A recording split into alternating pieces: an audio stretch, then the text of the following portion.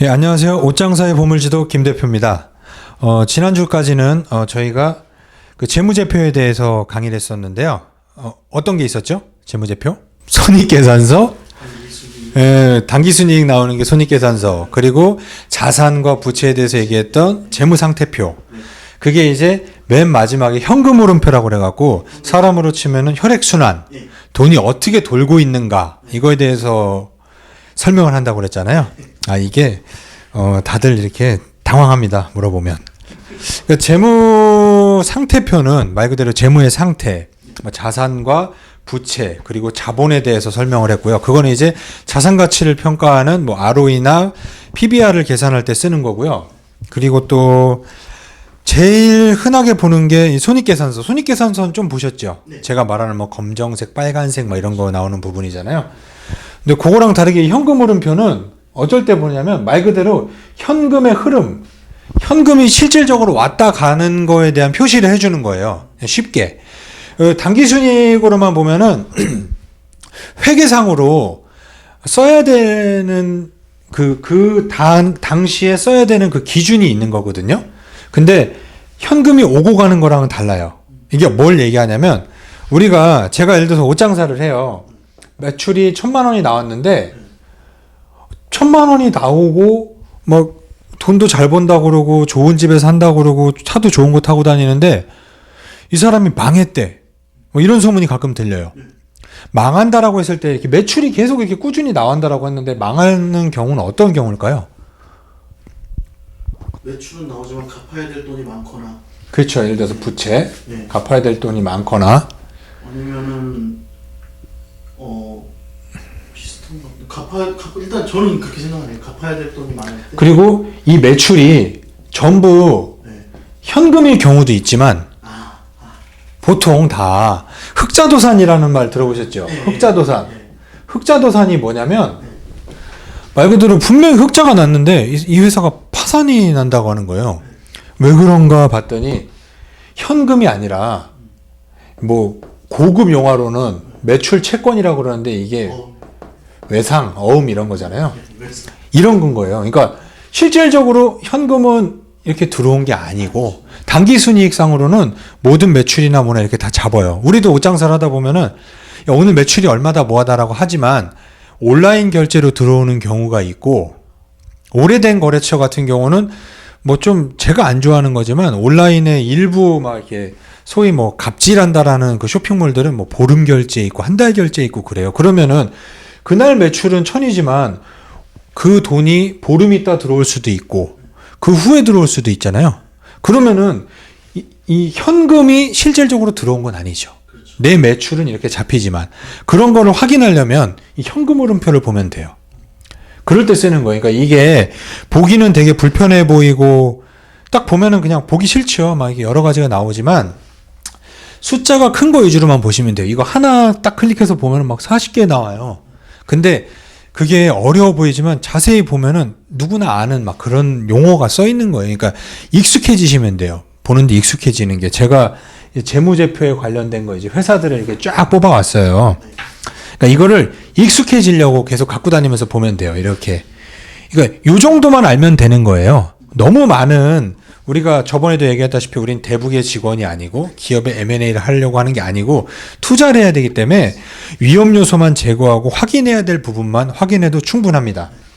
그 재무제표는 이런 흑자도산을 막기 위한 그리고 이 돈이 이 회사에 돈이 흘러가는 질이 좋은지 매출은 나왔는데 이 회사가 회사라는 거는 돈이 들어오면 그거에 맞게 투자도 하게 되고 뭐 또 돈을 빌리기도 하고 또 돈을 갚기도 하고 그리고 또 현금을 안 갖고 있잖아요. 기업들이 뭐 다른 회사에 투자도 하고 그러잖아요.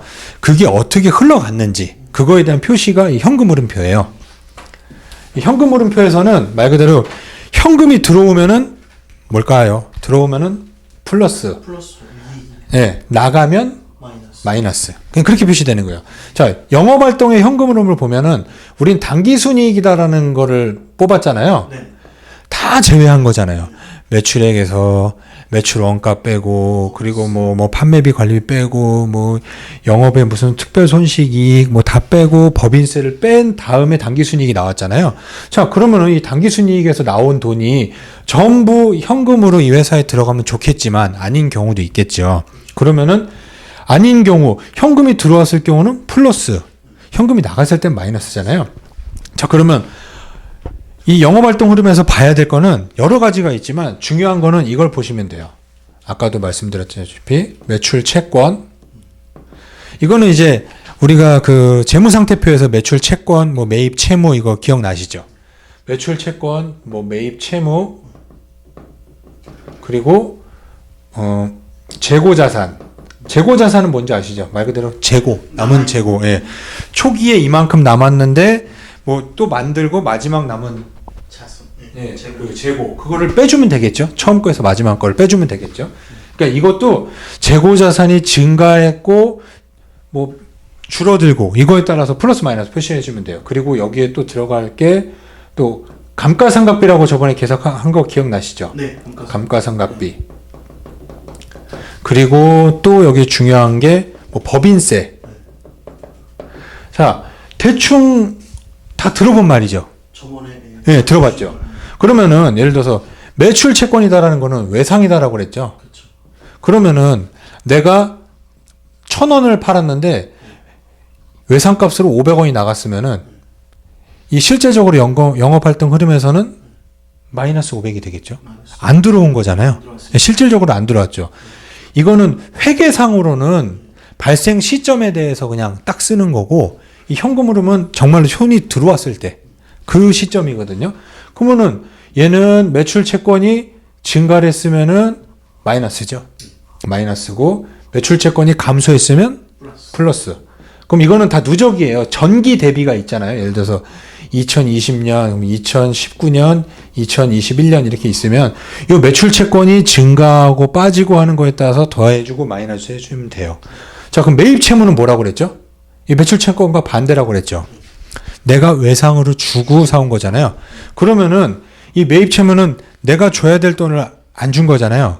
그럼 매입 채무가 늘었다라는 건 플러스일까요, 마이너스일까요? 플러스죠. 얘랑 반대죠. 얘는 플러스고 매입 채무가 얘랑 반대예요. 얘는 여기 마이너스인 거고. 매입 채무가 늘어났다는 거는 내가 줘야 될 돈을 안 줬으니까 현금이 들어온 거죠. 예, 그러니까 플러스고 그 반대로 생각하면 되고 재고자산도 재고자산이 증가를 했어요. 재고자산이 늘었다라고 하는 거는 재고자산은 매출 채권과 똑같은 거죠. 그러니까 얘도 마이너스 플러스가 되는 거죠. 그리고 감가상각비라고 하는 거는 회계상으로 뭐 이렇게 자동차도 그렇고 건물도 그렇고 그리고 우리가 쓰는 뭐 설비나 이런 것도 그거에 맞게 뭐 10년, 30년 해갖고 까나간다고 그랬잖아요. 근데 실질적으로 돈이 나간 건가요? 아니죠. 그거는 플러스를 해줘야 되겠죠? 자, 그럼 여기서 법인세가 하나 딱 들어와 있잖아요. 법인세는 왜 여기에 들어가 있을까요? 이게 당기순이익상으로는 요 맨 마지막에 이게 법인세가 예를 들어서 200원, 뭐 300원 써 있어요. 근데 이게 12월 31일 날 기준인 거잖아요. 법인세는 근데 이날 안 내죠. 결산은 다음에 내잖아요. 그러니까 요 시점에 법인세는 나가지 않았어요. 그러니까 얘는 플러스인 거예요. 여기에서 이제 법인세 마이너스라고 나와 있는 거는 작년 법인세가 나간 거죠. 그러니까 그거를 보시면 되는 거예요. 그러니까 이게 실질적으로 들어오고 나간 거를 표시해 주는 거예요. 그러면은 이 당기순이익보다 영업활동 현금 흐름이 큰 게 좋을까요? 작은 게 좋을까요? 좋은 회사는 이게 더 크죠. 왜냐면 이 감가상각비가 있잖아요. 얘는 실질적으로 나간 게 아니에요. 매출 채권이 줄어들어야지 좋은 거잖아요. 네, 줄어들으면은 당연히 이게 더 커질 거 아니에요. 재고자산이 줄어드는 게 좋겠죠? 그럼 얘가 또 올라가잖아요. 매입 채무도 뭐 외상값 주고 사면 안 되지만 얘는 반대로 그러니까 그런 개념으로 현금이 많으니까. 네, 이 감가상각비가 플러스가 되는 부분이 많고 매출 채권이 계속 줄고 이 매입 채무는 좀 늘고 재고자산도 줄고 그러면은 얘가 이제 플러스가 계속 되겠죠. 그러니까 보통은 우량한 회사들은 이 당기순이익보다 영업활동 현금 흐름이 커요. 그러니까 요게 이렇게 써 있으니까 헷갈리지만 계속 반복해서 보고 여기에도 보면은 영업활동 이게 현금 흐름 보면 딱 써 있는 거 얘는 이제 중요한 것만 요약해 놓은 거예요. 매출 채권이 감소했냐, 재고 자산이 감소했냐, 매입 채무가 증가했냐. 매입 채권과 매출 채권과 재고 자산은 감소해야 좋은 거죠. 감소해야 플러스고 매입 채무는 늘어야 플러스인 거죠. 그러니까 반대의 개념이잖아요. 그리고 감가상각비가 왜 플러스 요소가 많냐면 그 유형 자산이다라는 거를 감가에 나가는 거잖아요. 보통 회사들은 유형 자산 비중이 크지요. 왜냐면은 건물도 있고 그거에 맞는 이렇게 설비들도 있고 뭐 자동차도 있고 그 실질적으로 나가지 않았지만 까진 게 많기 때문에 여기서 플러스 되는 게 많아요. 법인세도 나가지 않은 상태고 물론 전년도 거고 나가겠지만 좋은 회사라고 하면은 실적이 늘기 때문에 법인세도 늘겠죠. 그러면 깐 거는 사실 작년 거죠. 그리고 이자 비용도 여기서 나가는 거예요. 이자 비용도 실질적으로 이날 계산할 때 이자 비용을 까지만 이자가 근데 안 날아갈 수도 있잖아요. 근데 실질적으로 이자가 나간 거는 마이너스, 이자가 나가지 않은 거는 플러스. 대충 이해되시죠? 네. 현금이 실질적으로 나가야 마이너스, 아니면 플러스인 거예요. 그러면 투자 활동은? 이 투자 활동이 뭐냐면 기업이 매출이 발생을 하고 돈이 생겨요. 그러면은 말 그대로 투자. 회사는 계속해서 재투자를 해야 되죠. 그래서 커지는. 예, 계속 커지죠. 그러니까 요 투자 활동 현금으로 보면 투자를 했을 경우 현금이 어떻게 된 거죠? 투자를 했다. 현금이 마이너스. 난 마이너스죠. 그렇죠. 그럼 얘는 마이너스. 투자를 안 했어. 투자 자산을 처분을 했어요. 그럼 플러스. 처분. 그럼 얘는 플러스인 거예요. 그러면 상식적으로 내가 회사를 운영을 하는데 투자를 하는 게 맞을까요? 투자를 처분하는 게 맞을까요? 투자를 하는 게 맞죠. 예, 그럼 얘는 마이너스인 게 보통은 정상인 거죠. 그러니까 우량 회사를 볼 때. 그럼 이해가 되시죠? 그러니까 쉽게. 그러면 재무 활동이다라는 건 말 그대로 재무는 뭘까요? 재무. 그럼 뭐 예를 들어서 은행에 가서 내가 뭐 돈을 빌린다든지. 예. 그런 거죠. 투자랑 재무랑은 다른 거잖아요. 얘는 이제 내 영업에 의한 그 투자를 하는 거고, 그리고 뭐 그렇지 않은 투자도 있죠. 뭐 어떤 회사에 다른 회사에 지분을 투자를 한다든지 뭐 이런 거. 예, 그런 거 투자했을 경우 돈이 나가니까 마이너스. 예, 그런 거 처분했을 때 뭐 부동산을 처분했다든지 아니면은 내가 뭐 A라는 회사의 주식을 갖고 있었던 거 처분했을 경우 플러스가 되는 거죠. 그럼 재무 활동의 현금 흐름은 예를 들어서 얘네들 보면 사채라는 것도 쓰잖아요. 회사채를 발행을 하고 그리고 뭐 장기 차입금, 뭐 단기 차입금 이런 게 있겠죠. 자, 이런 거를 갚는 게 좋죠. 갚는 게 좋죠. 네, 갚아 나가야죠. 그럼 갚으면 현금이 나가기 때문에 이게 다 마이너스가 되겠죠. 근데 회사가 안 좋아져서 사채를 또 써. 그러면은 플러스. 장기 차입금 뭐 3년계 길게 갚아야 될 돈이 대출을 또 받았다 하면은 플러스. 뭐 1년 만기짜리 뭐 1억 원짜리를 받았다 하면 또 플러스. 이렇게 되는 거예요. 되게 쉽죠. 그러니까 이건 안 좋은 거죠. 엄밀히 따지면. 그리고 유상증자라는 걸 하게 되잖아요. 회사가. 유상증자를 하면은 어떻게 될까요? 돈이 회사에 들어오죠. 그러면은 플러스가 되죠. 유상증자 같은 경우는 어떤 거예요? 유상증자는 회사에 자금이 부족할 경우, 그러니까 우량한 회사가 하는 유상증자가 있고, 그리고 이제 바이오나 이런 것처럼 계속해서 희망을 주면서 이런 데서 돈이 안 나오니까 이 주주들한테 이렇게 주식을 할인해 갖고 발행하는 거예요. 그럼 주식 숫자가 늘어나죠. 그럼 가치가 떨어지겠네요. 네, 주식 수가 늘어난다라는 거는 이 단기 순이익에서 이 단기 순이익은 똑같은데 주식 수가 늘어가면은 이 PER이라는 지표에 손상을 주죠. EPS에 대해서. 그러니까 할인이 돼 버리는 거예요. 회사 가치가. 네. 그러니까 이거는 엄밀히 따지면 안 좋은 건데 좋은 경우도 있어요. 그러니까 100%는 아니에요. 왜냐면 회사가 실적이 이렇게 쭉 성장을 하는 회사가 있어요. 그러면은 실적이 성장을 하려면 투자를 해야 되겠죠. 투자를 하려면은 투자를 했을 경우 여기는 뭐 유형 자산, 뭐 기억나시죠? 유형 자산은 뭐 이렇게 건물, 토지, 뭐 영업에 필요한 예, 집을 수 있는. 예, 그런 거가 있고 또 무형 자산이 있잖아요. 무형 자산에 또 투자를 한다라고 하면 뭐 상표권을 사온다든지 지적재산권. 예, 뭐 그런 거를 산다든지 보호해야 되니까요. 특허권이라든지. 그럴 경우 이걸 하려면 돈이 필요하잖아요. 그럴 경우 여기에서 쓸 수도 있지만 주주들을 통해서 쓰는 게 유상증자잖아요. 이렇게 실적 성장력 보이고 그리고 신성장 사업이며 그럴 경우에 이 유형자산에 투자를 했을 때 그러면은 호재일 수도 있죠.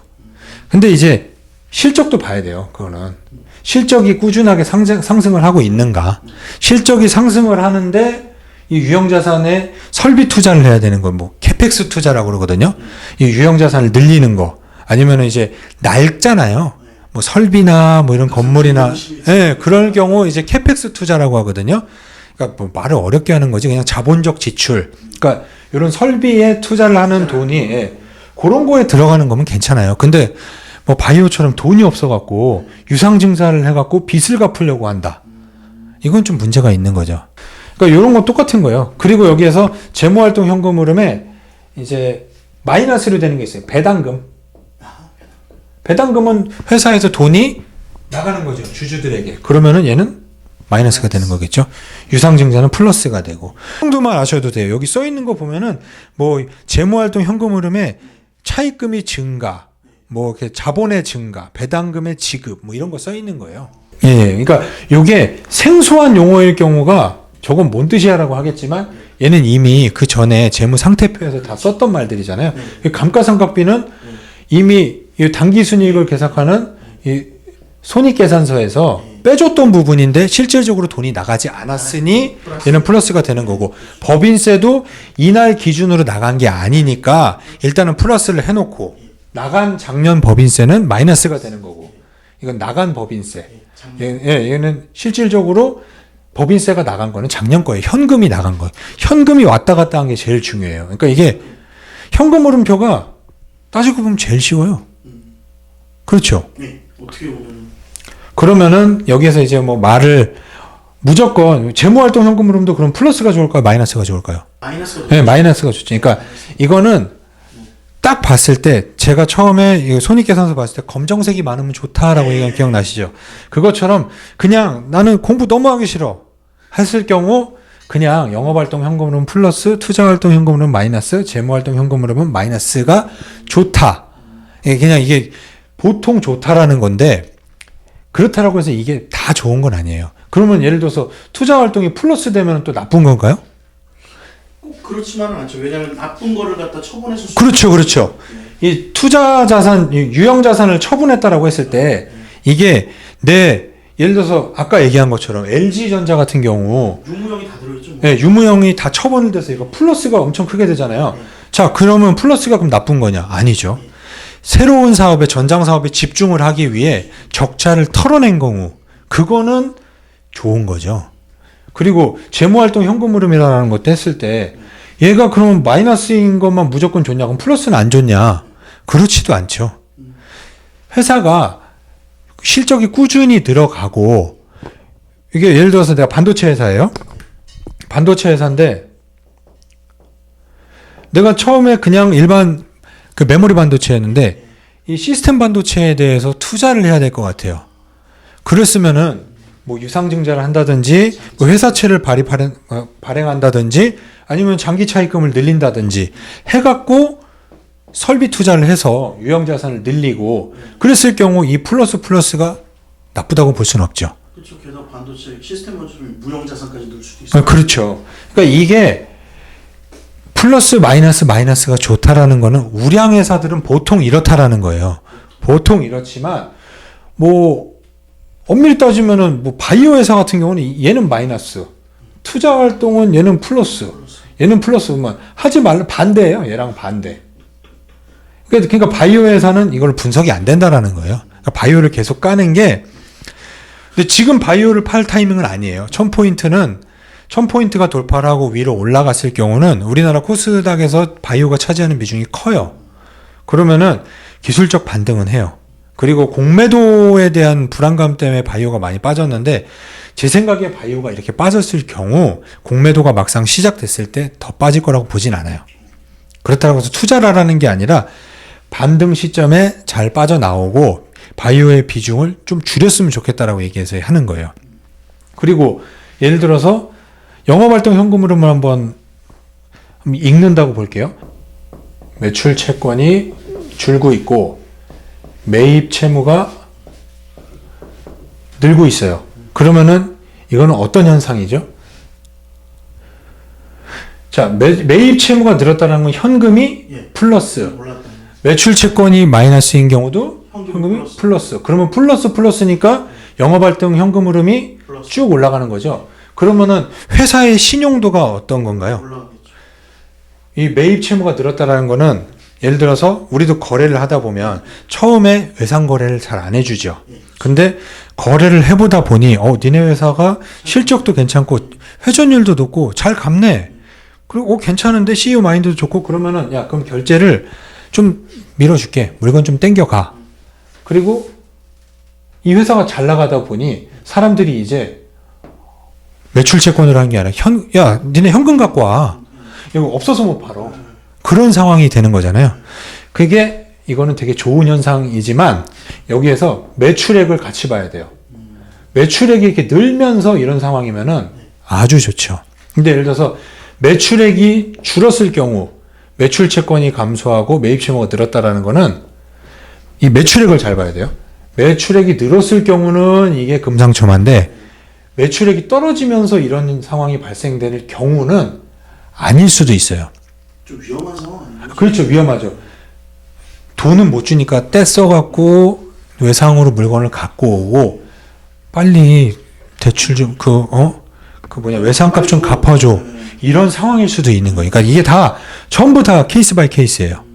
아까 요거 얘기했었던 것처럼 어쩔 때는 얘가 좋고 얘가 마이너스인 게 좋다가도 얘가 플러스인 게 좋을 수도 있고 얘가 플러스인 게 좋다가 얘가 마이너스인 게 좋은 경우도 있고 그러니까 요즘 같은 4차 산업에 대해서 이렇게 막 변하는 시기 있잖아요. 그러면은 이게 플러스 마이너스가 좋다라고 했는데 요즘은 오히려 재무활동하고 투자할 여기에 플러스인 경우들이 많아요. 왜냐면 계속 신성장 사업에 투자를 해야 되잖아요. 여기에서 이게 과한지 아니면은 적당한지에 대한 판단은 매출액이 같이 늘고 있는지 그리고 뉴스를 계속 쭉 봐줘야 돼요. 이 회사가 어떤 산업에 투자를 하고 있는지 그거를 전체적으로 같이 봐줘야 돼요. 그냥 무조건 얘가 늘면 좋고 얘가 늘면 좋은 게 아니라 이거를 딱 봤을 때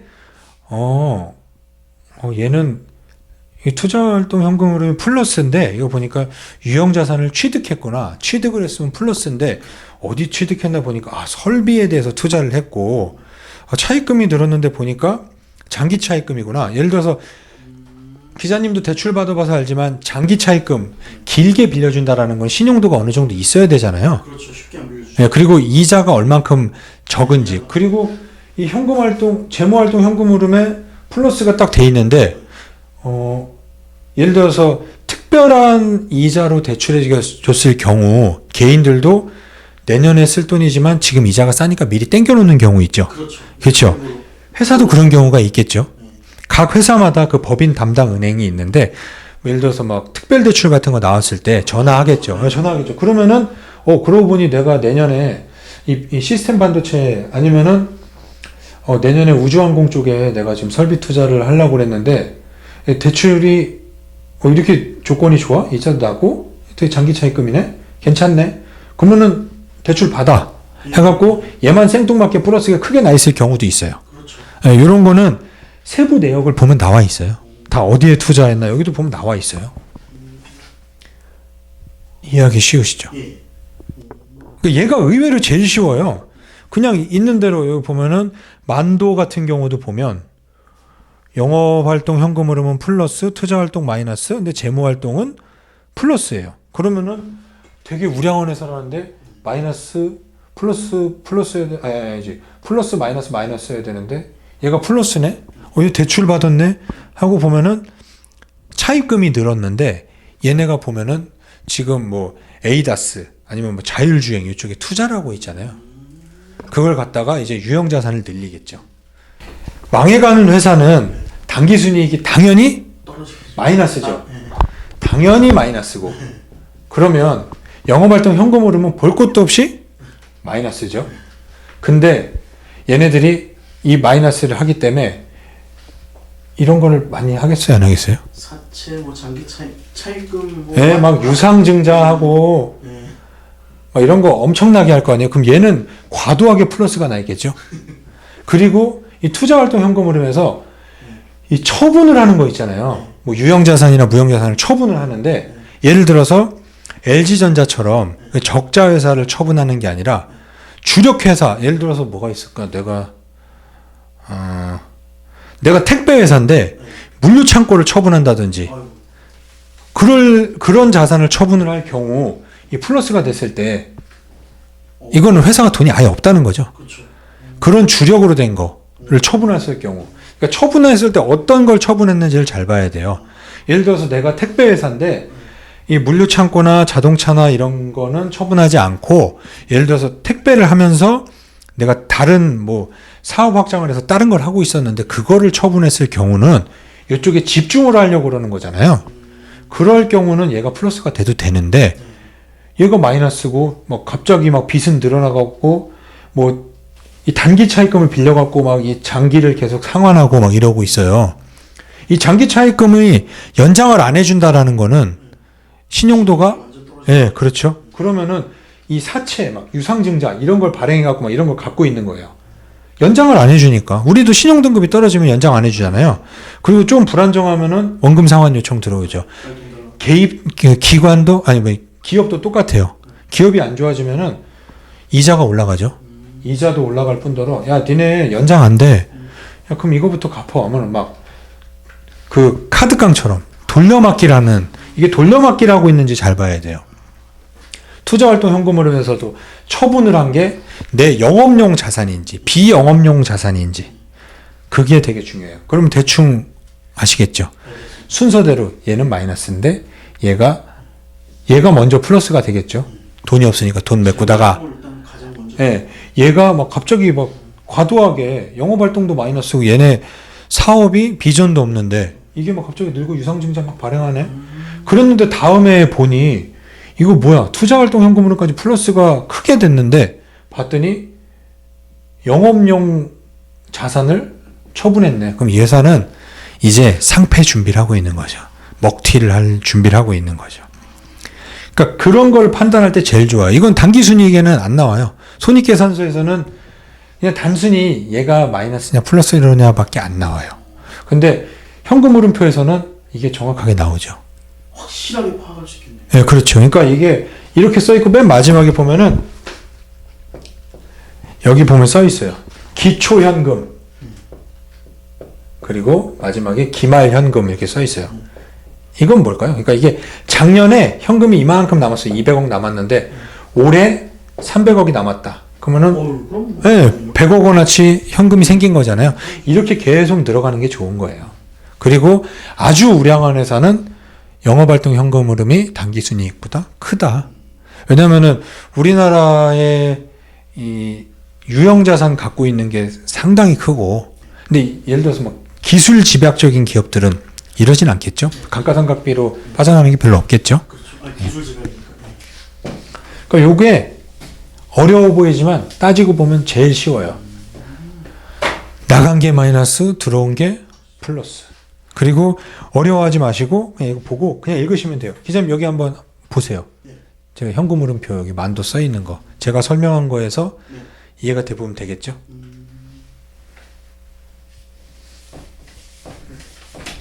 요거를 응용하는 여러 가지 사례는 손익계산서랑 재무상태표랑 다시 한번 섞을 거, 그 기업에 대해서 활용할 때 한번 또 설명을 드릴게요. 재무상태표는 요 정도만 아시면 됩니다. 아셨죠? 예. 그러니까 여러분들이 지금 보면은 우리가 재무제표라고 그래서 제일 먼저 나오는 게 재무상태표, 그리고 손익 계산서, 그리고 오늘 본 현금 흐름표. 흐름표.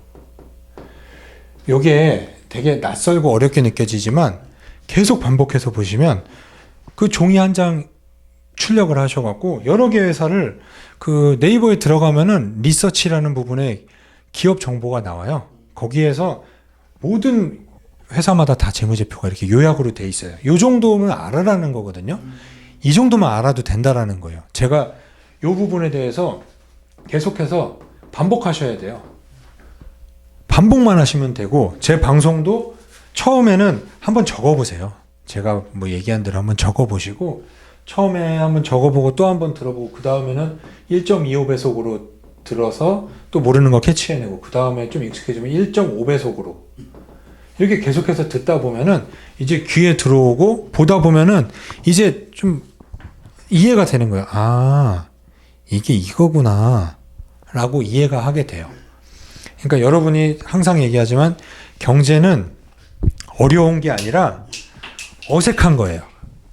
그 어색한 거를 여러분들이 좀 친해지고 계속 반복해서 이렇게 편하게 이해를 할 수 있으면 되기 때문에 너무 두려워하지 않으셨으면 좋겠습니다. 오늘도 제 강의를 들어주셔서 감사하고 다음에는 이제 요걸 활용해서 우리가 이제 주식을 계산해 보는 용어에 대해서 설명하도록 하겠습니다. 여러분 감사합니다. 오늘도 공부하십시오.